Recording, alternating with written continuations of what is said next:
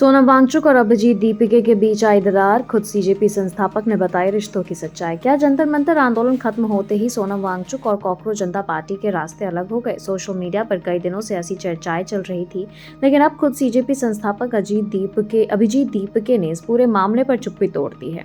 आखिर उन्होंने क्या कहा? क्या दोनों नेताओं के बीच सब कुछ पहले जैसा है या फिर कहानी कुछ और है? जंतर मंतर पर हुए आंदोलन के बाद सोनम वांगचुक और सीजेपी संस्थापक अभिजीत दीपिके के रिश्ते को लेकर कई तरह की अटकलें लगाई जा रही थी। दावा किया जा रहा था कि आंदोलन खत्म होने के बाद दोनों के बीच दूरी आ गई है। हालांकि एक इंटरव्यू में अभिजीत दीपिके ने इस खबर को खारिज किया। उन्होंने कहा कि उनके और सोनम वांगचुक के बीच किसी तरह का अलगाव नहीं हुआ है। दीपिके के मुताबिक आज भी दोनों फोन पर बातचीत करते और कई मुद्दों पर संपर्क में हैं।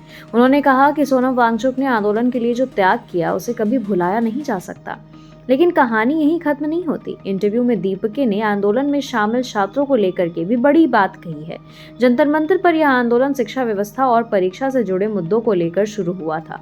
आंदोलन में बड़ी संख्या में छात्र शामिल हुए थे। बाद में social media activist Sonam Wangchuk भी इस अभियान का प्रमुख चेहरा बने।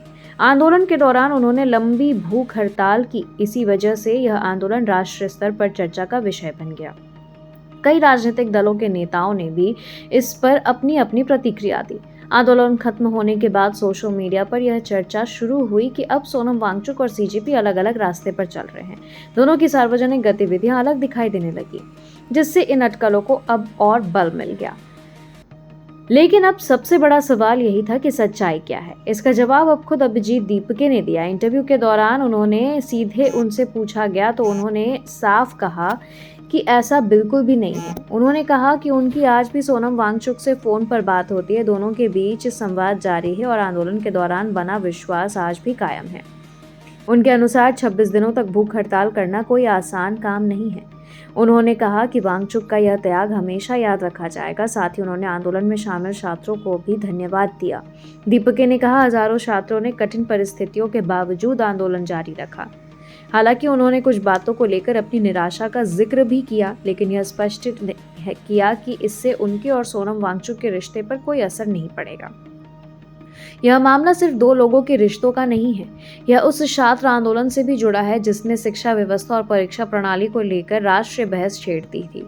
अगर आंदोलन से जुड़े प्रमुख चेहरों के बीच मतभेद की खबरें आती हैं तो इसका असर आंदोलन की विश्वसनीयता और आगे की रणनीति पर भी पड़ सकता है। दूसरी ओर अभिजीत दीपिके के बयान से यह संदेश गया है कि आंदोलन के दौरान साथ आए लोग अब भी संवाद बने हुए हैं। हालांकि भविष्य में दोनों किस तरह साथ काम करेंगे यह आने वाला समय बताएगा। सरकार की ओर से पहले भी कहा जा चुका है कि परीक्षा प्रणाली में सुधार और अनियमितताओं पर कार्रवाई के लिए आवश्यक कदम उठाए जा रहे हैं। वहीं आंदोलन से जुड़े कई लोग शिक्षा सुधार की मांग को भी आगे जारी रखने की बात करते रहे हैं। अब सभी की नज़र इस बात पर रहेगी कि क्या आने वाले समय में सोनम वांगचुक और अभिजीत दीपिके किसी नए अभियान या सार्वजनिक कार्यक्रम में फिर साथ दिखाई देते हैं।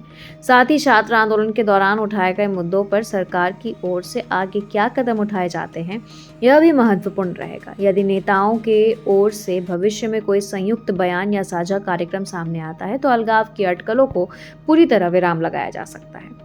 आपको क्या लगता है? क्या छात्र आंदोलनों में जुड़े प्रमुख नेताओं का साथ बने रहना आंदोलन की सफलता के लिए जरूरी होता है या मुद्दों या व्यक्तियों से बड़ा होता है?